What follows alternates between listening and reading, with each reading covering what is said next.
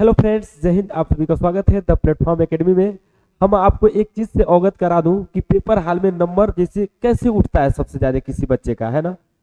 जब उसके लिखने का प्रोसेस सबसे अलग होता है ना, तो उसका नंबर उठता है सबसे ज्यादा। ठीक है, आपको ये क्वेश्चन देखकर समझ में आ रहा होगा कि ये तो हम लगा लेंगे शायद, है ना, इसका आंसर आ जाए आपसे। तो देखिए, आंसर ही ला देना सब कुछ नहीं होता है। पेपर हाल में आप क्वेश्चनों को कैसे डील करते हो, कैसे उसकी भाषाओं को लिखते हो, ये बहुत ही महत्वपूर्ण है। ठीक है ना। आप 10 और इंटर का पेपर देने वाले हो तो लिखने का तरीका सीखो। ठीक है, चलिए ये इसमें हम लोग सीखेंगे। इसका क्वेश्चन तो हम लोग देंगे ही, और इस क्वेश्चन को मैं इसलिए उठाया हूँ कि अगर ऐसा क्वेश्चन आ जाता है तो आप आंसर दे ले जाओगे, और त्रिभुज से रिलेटेड क्वेश्चन आएगा क्षेत्रफल निकालने के लिए, तो उसका भी आप आंसर दे ले जाओगे। ठीक है ना। चलिए आइए हम लोग इसको लगाते हैं और सॉल्व करते हैं। ये जो क्वेश्चन है UP board NCERT class 10th के चैप्टर नंबर 7 का है। ठीक है ना, बहुत ही इंपॉर्टेंट है।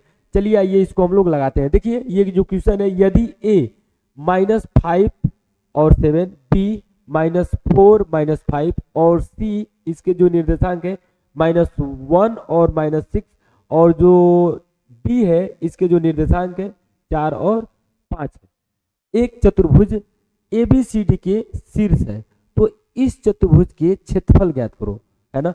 हम क्या करेंगे, रेंडमली एक चतुर्भुज बना ले रहे हैं। देखिए, एक चतुर्भुज बना लेंगे, ठीक है ना। और चतुर्भुज कोई भी कैसा भी आप चतुर्भुज बना सकते हो, ऐसा नहीं है कि मतलब जैसा हम चतुर्भुज बनाए आप वैसा ही चतुर्भुज बना। एक अपने मन से जैसे मर्जी वैसे आप क्या कर लीजिएगा, चतुर्भुज बना लीजिएगा। इस चतुर्भुज का नामांकन कर दीजिएगा। यहाँ पे ए नाम दे दिए, यहाँ पे बी नाम दे दिए, यहाँ पे सी नाम दे दिए, और यहाँ पे डी नाम दे दिए। ठीक है ना। अब ए के निर्देशांक लिख दीजिएगा आप। ए के निर्देशांक आपका दिया हुआ है -5 और 7। ठीक है। उसके बाद बी के निर्देशांक लीजिएगा -4 और क्या है -5, और उसके बाद सी के निर्देशांक दे दीजिएगा -1 और -6, और उसके बाद डी के निर्देशांक दे दीजिएगा 4 और 5। ठीक है ना, ऐसे। अब ये आपका चतुर्भुज है। ठीक है ना, आप लोगों को दिख रहा है। आप जैसे मर्जी वैसे चतुर्भुज बना दीजिएगा। और ये जो ए बी सी डी का मैं नाम दिया हूँ, ए बी सी डी, आप कहीं भी ए बी सी डी नाम दे सकते हो। जैसे इधर से भी ए बी सी डी ऐसे लिख सकते हो, चाहे यहाँ से ए बी सी डी, चाहे यहाँ से ए बी सी डी ऐसे लिख सकते हो आप, है ना। जहाँ ए बी सी डी लिखिएगा वहीं पे इसका आप निर्देशांक लिखते जाइएगा। ठीक है ना। अब हम क्या कर रहे हैं, देखिए, या तो आप ऐसे इसको कोऑर्डिनेट कर रहे हैं ऐसे, या तो आप दो बिंदुओं को मिला दीजिए, या फिर आप ऐसे दो बिंदुओं को मिला दीजिए। ठीक है ना। तो आप देखोगे, यदि आप ऐसे मिलाते हो तो एक ऊपर त्रिभुज बना, एक नीचे त्रिभुज बना। ठीक है। यदि आप ऐसे मिलाओगे तो एक इधर त्रिभुज बनेगा और एक इधर त्रिभुज बनेगा। ठीक है ना। तो आपको ऐसे 4 बार, मतलब सबको नहीं मिलाना है, सिर्फ किसी दो बिंदु को मिला देना है ना, तो आपको त्रिभुज बन जाएगा। ठीक है, क्या बन जाएगा, त्रिभुज। तो मैं ऐसे बना दिया, एक त्रिभुज बन गया। और इस त्रिभुज का नामांकन हम कर देंगे ए बी डी, है ना, त्रिभुज ए बी डी। अच्छा, इस त्रिभुज का नाम हुआ त्रिभुज बी सी डी। तो अब जरा ध्यान से देखिएगा कि ये जब त्रिभुज है तो इसके अलग अलग जब हम क्षेत्रफल निकाल लेंगे, मान लेते हैं सपोज दैट कि हम अगर इसके अलग अलग त्रिभुज निकालने में सफल हो गए, ठीक है ना, तो अब दोनों त्रिभुजों का क्षेत्रफल यदि हम जोड़ देते हैं तो फिर इस चतुर्भुज का क्षेत्रफल आ जाएगा। ठीक है। तो हम करेंगे क्या कि इस त्रिभुज का क्षेत्रफल निकालते हैं और फिर इस त्रिभुज का क्षेत्रफल निकालते हैं। ठीक है ना। तो पहले मैं इस त्रिभुज का क्षेत्रफल निकाल लेता हूं, तो लिखूंगा ऐसे। लिखने का तरीका देखिएगा, ठीक है ना, एक सेकेंड।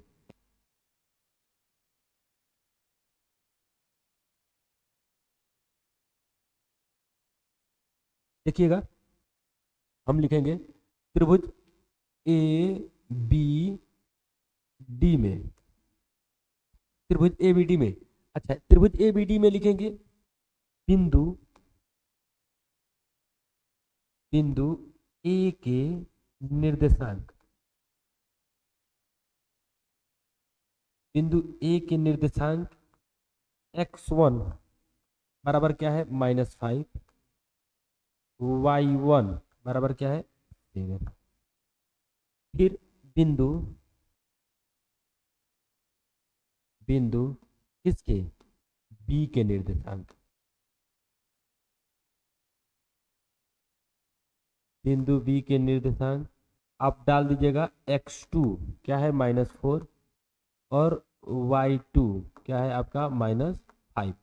इसी प्रकार लिख लीजिएगा बिंदु किसके, c के निर्देशांक,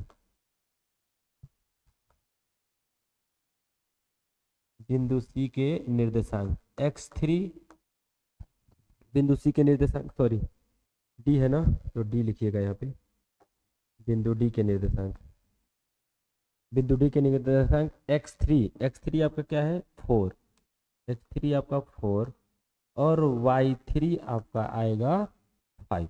ठीक है, ये देखिए ध्यान से समझिएगा इस बात को, जैसे ये x1 और ये y1 है, ये भी आपका x1 और y1 है, ये भी आपका x1 और y1 है। ठीक है ना, पहले x होता है बाद में y होता है। ठीक है, पहले x होता है बाद में y होता है। तो हालांकि इस ये पहला पॉइंट है, ये दूसरा पॉइंट है, ये तीसरा पॉइंट है, इसलिए मैं इसको x1 y1 बोल दिया हूँ। ये दूसरा पॉइंट है तो x2 y2 बोल दिया हूँ, ये तीसरा पॉइंट है तो x3 y3 बोल दिया हूँ। बात समझ में आई? चलिए ठीक है, समझ में आ रहा होगा, इतना आप जानते होंगे।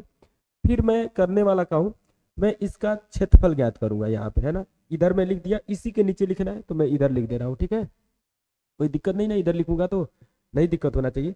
चलिए अब मैं करूंगा क्या, लिखूंगा इसी त्रिभुज का क्षेत्रफल, किसका, त्रिभुज ए बी डी का क्षेत्रफल। तो अब लिखेंगे अब त्रिभुज ए बी डी का क्षेत्रफल, त्रिभुज ए बी डी का क्षेत्रफल बराबर, अब इसी के आगे लिखना है तो मैं यहां से लिख दे रहा हूं 1/2 बड़ा ब्रैकेट में x1 और स्मॉल ब्रैकेट में y2 माइनस y3, फिर आपका प्लस x2 स्मॉल ब्रैकेट में y3 माइनस y1, है ना, फिर प्लस x3 और स्मॉल ब्रैकेट में y1 माइनस y2। थोड़ा सा मैं इधर कर ले रहा हूँ, है ना, स्पेस कम मिल रहा है जगह, तो देखिएगा अब दिख रहा होगा। ठीक है, ये आपका सूत्र हुआ, पूरा आप लोगों को दिख रहा होगा। ध्यान से देखिएगा, मैं थोड़ा सा इसको आपको बताता हूँ कैसे लिखिएगा। ये 3 पार्ट में है, ये एक पार्ट ये है और एक पार्ट ये है और एक पार्ट ये है। पहले देखिए, पहले पार्ट में x1 है, फिर x2 है, फिर आपका तीसरे पार्ट में x3 है। ये x1 लिख दिए, x1, अब इसमें y ही रहेगा स्मॉल ब्रैकेट में, देखिए इसमें भी y ही है और इसमें ही y ही है, बाहर बस x है ना, तो x1 चलेगा, x2 चलेगा, x3 चलेगा। इसमें देखिए 1 है तो 1 के बाद 2 आएगा, 2 के बाद 3 आएगा, है ना। अब इसी को जहां से खत्म हुआ है ना ब्रैकेट में, वहीं से स्टार्ट होगा, 3 पे खत्म हुआ, 3 से स्टार्ट होगा, 3 के बाद आता क्या है 1।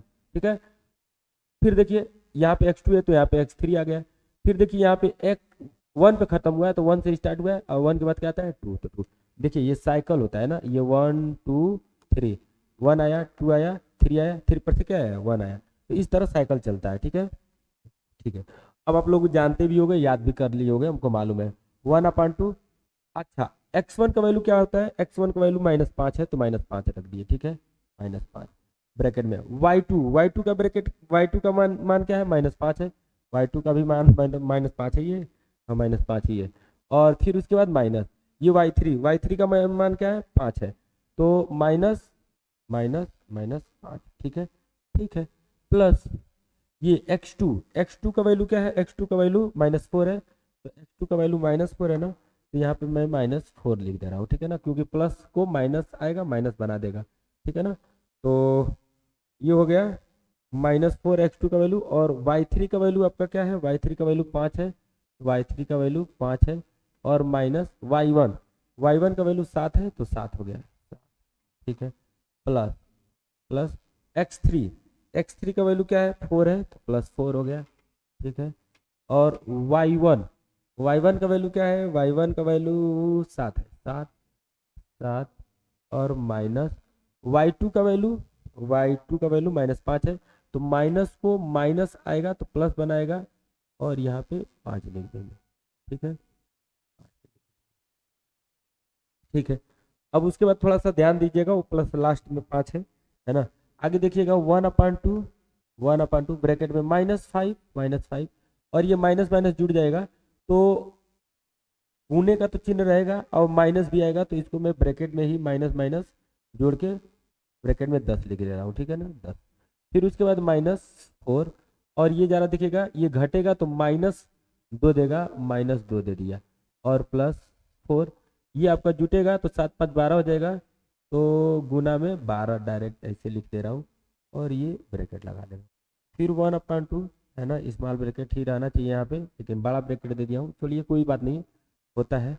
ये माइनस माइनस क्या हो जाएगा, गुना होके प्लस, और 10 बचे 50, और ये माइनस माइनस गुना होके क्या हो जाएगा, है ना, प्लस प्लस, 4 गुना के 8, और ये प्लस 12 चौक 48 होता है, ठीक है, 12 चौक 48, ठीक है।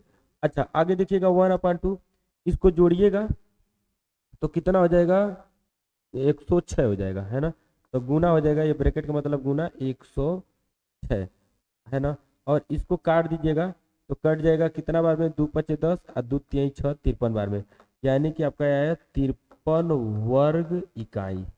इसको लिखना मत भूलिएगा, ठीक है ना, लिखना अगर भूल गए वर्ग इकाई को तो आपका नंबर कट जाएगा, बिल्कुल कट जाएगा, एकदम कट जाएगा, गारंटी नहीं गारंटा लेता हूँ कि कट जाएगा, है ना, वैसा एग्जामिनर रहेगा तो कट देगा, काट ही देगा, काट देते हैं लोग, है ना, नंबर ऐसे देख देख कर कम करते हैं लोग। तो ये 53 वर्ग इकाई लिखना जरूरी है, मन करे तो इस सूत्र में वहां पे भी वर्ग इकाई आप लिख सकते हो, ठीक है ना, कोई दिक्कत नहीं है। अब जरा देखिएगा, अब इसके आगे मैं लिखता हूँ, ठीक है ना, इतना तो मैं लगा लिया, अब मैं निकालूंगा, इसको मैं क्या करता हूँ, है ना, देखिएगा, इसको थोड़ा सा नीचे कर लेता हूँ, है ना, कॉपी करके, ताकि आपके सहूलियत के लिए अच्छा रहेगा, आप इसको देख पाओ। यदि आप इसको जब देखोगे तो आपको बड़ा अच्छा लगेगा, लगेगा कि नहीं मुझे कुछ आ रहा है, ठीक है, मैं इधर कॉर्नर में डाल दिया उसको, ताकि इसको देख देख कर हम लोग लिख लेंगे।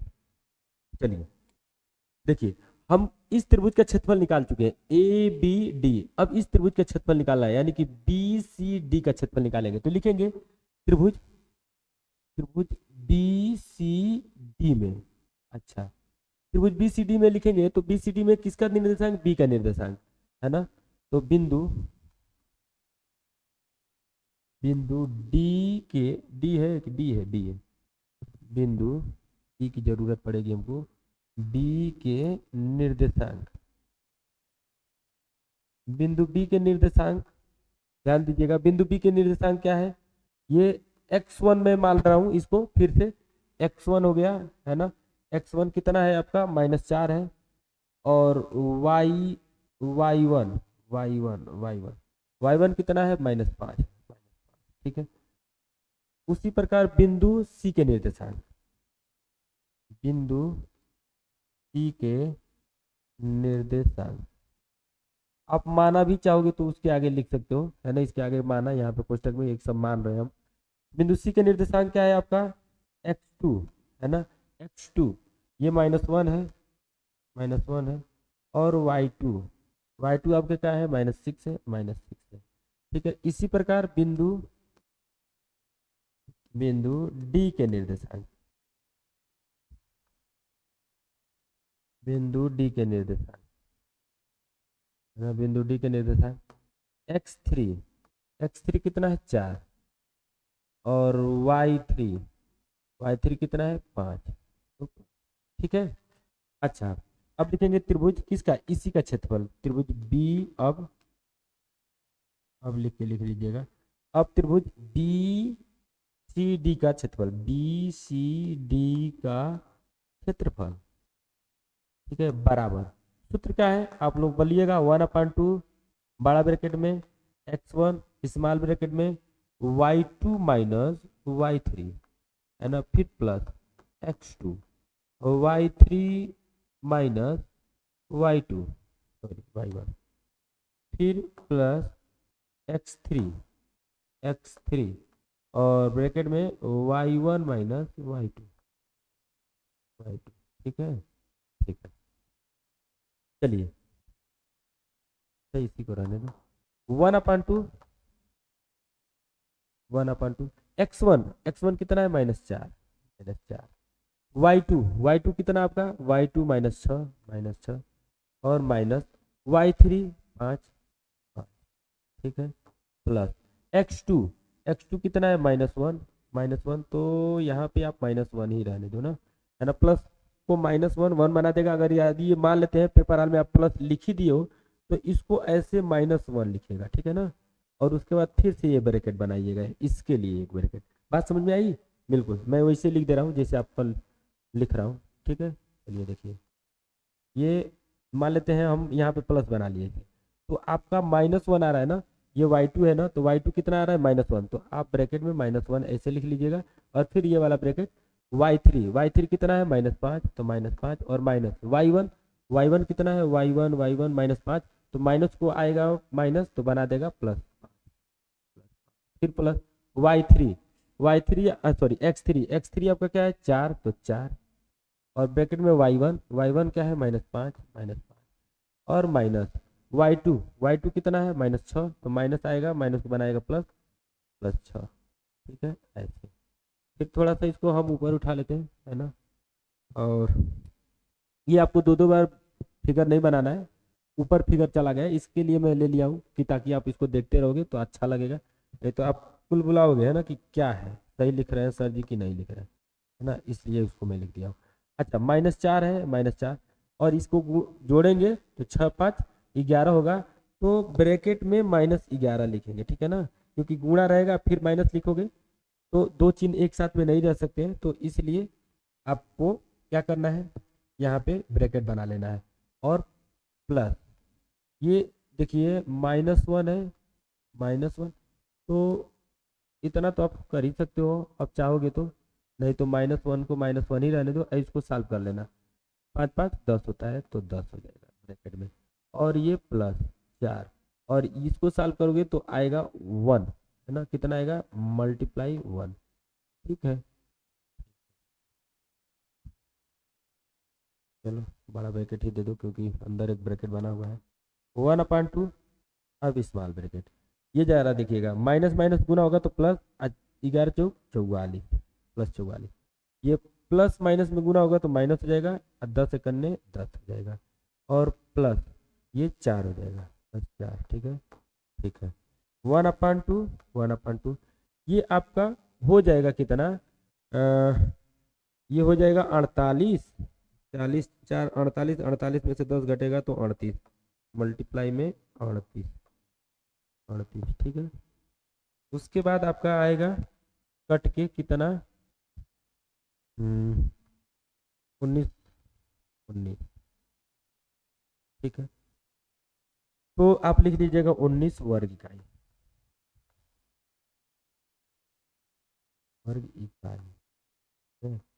अच्छा, लिखने के बाद अब इसके नीचे लिखना है तो मैं यहीं पे लिख दे रहा हूँ, आप लोग देखिएगा समझ में आएगा। चतुर्भुज किसका, चतुर्भुज कौन सा चतुर्भुज, ABCD का क्षेत्रफल, चतुर्भुज ABCD का क्षेत्रफल बराबर, कौन सा त्रिभुज लिए थे स्टार्टिंग में, हम लिए थे ABD लिए थे, क्या लिए थे ABD लिए थे, त्रिभुज ABD का क्षेत्रफल प्लस, है ना, प्लस कौन सा त्रिभुज फिर लिए थे BCD, त्रिभुज BCD, त्रिभुज BCD का क्षेत्रफल नीचे लिख दे रहा हूँ, का क्षेत्रफल, है ना, बात तो समझ में आ ही रही होगी, इतना आप लोग बच्चे खिलाड़ी नहीं हो। त्रिभुज ABD का क्षेत्रफल, त्रिभुज ABD का क्षेत्रफल कितना आया था, देखिए देख लेते हैं, हम भी भूल गए हैं, आ गया था कितना 53 वर्ग इकाई, चलो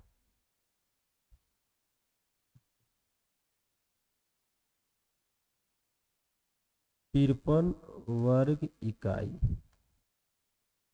प्लस त्रिभुज BCD का क्षेत्रफल, त्रिभुज BCD का क्षेत्रफल 19 वर्ग इकाई, 19 वर्ग इकाई, ठीक है।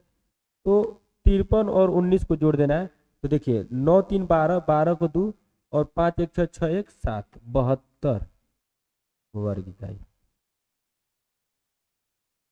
ये आपका त्रिभुज चतुर्भुज ABCD का क्षेत्रफल है ना, ऐसे ही आपको निकाल देना है। ध्यान से समझिएगा, देखिएगा मैं इस क्वेश्चन को इसलिए ले लिया हूँ कि यदि आपको त्रिभुज देता है, जैसे कोई त्रिभुज का निर्देशांक दे देता है, तो त्रिभुज का क्षेत्रफल कैसे निकलेगा, इसी सूत्र पे निकलेगा, जो अभी सूत्र ये जो त्रिभुज है, किसी भी त्रिभुज का क्षेत्रफल इसी सूत्र पे निकलेगा, है ना, निर्देशांक यदि दिया रहेगा तो आप इस सूत्र को याद रखे रहोगे तो बहुत सारा काम आपका हो जाएगा। मल्टीपल पर ये क्वेश्चन था इसलिए इसको मैं बता दिया हूँ, लिखने का तौर तरीका ऐसा ही होता है। आप वर्ग इकाई लिखना न भूलिएगा, 72 का लिख कर आ जाएंगे ना तो आपका नंबर कट जाएगा, ठीक है ना। तो आप लोग समझे होंगे हमारी बातों को। और चलिए नेक्स्ट वीडियो में मिलते हैं हम लोग। धन्यवाद इसके लिए। और यदि आपको वीडियो अच्छा लगा होगा तो ठोक के दबा के लाइक शेयर जरूर कीजिएगा, और इस वीडियो को इतना फैलाइएगा जैसे कोरोना फैला था, ठीक है ना। फिर नेक्स्ट वीडियो मिलते हैं, तब तक के लिए जय हिंद, धन्यवाद।